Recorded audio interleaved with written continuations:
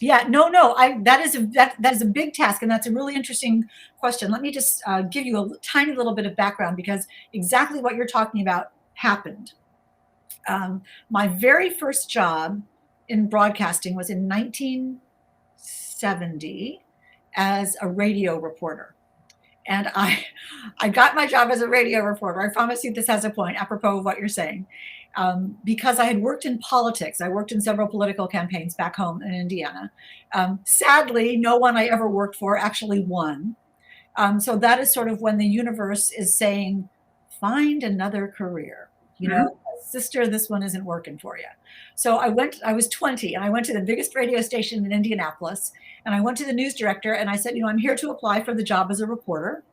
And the news director says, okay, that's great. We do need a reporter. Where was your last reporting job? And I'm like, well, no, I've never been a radio reporter. And he said, okay, well, television, newspapers, magazines? No. He says, have you ever done an interview or put together a story in any kind of a way? And I hadn't. He said, did you go to journalism school? And no, I really hadn't. And he said, sort of long story short, you have absolutely no experience. You're supremely unqualified for this job. He said, you seem like a nice person, and I bet I could teach you to be a reporter, but I don't have time to do that. Mhm. He said, can you tell me one good reason why I should hire you as a reporter? And I said, yes, I can tell you a good reason why you should hire me. I said, your license is up for renewal at the Federal Communications Commission right now, and you don't have any women working here. And then I just smiled. And the next day I had my first job in broadcasting. Now, here's why I say this. Here's why I say this. Because I didn't make that up. I had done my homework.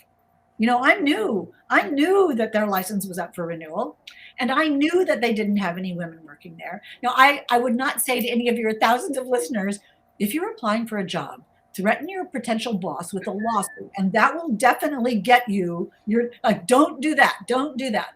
But because of the time and because of the situation, and because that smart news director thought, aha, this woman has done her research. This woman came here prepared, and I bet I can make her a reporter. So, but it was back in the day when there weren't many women.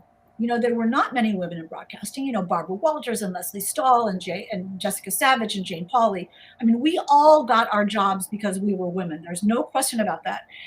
Jane Pauley even calls us the class of 1970 because it's when the laws were changing and required stations like that to have women on the staff. Now, that doesn't mean so. And finally, back to your question, Josh. So, one of the very first stories I was sent to cover was this was in Indianapolis, and there was this little guy who was the proprietor of an electric train shop.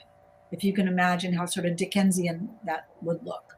So Mhm. here's this guy, and he was robbed at gunpoint. Somebody came in, some guy with a gun, and came in, and held the gun in the guy's face and said, give me all your money.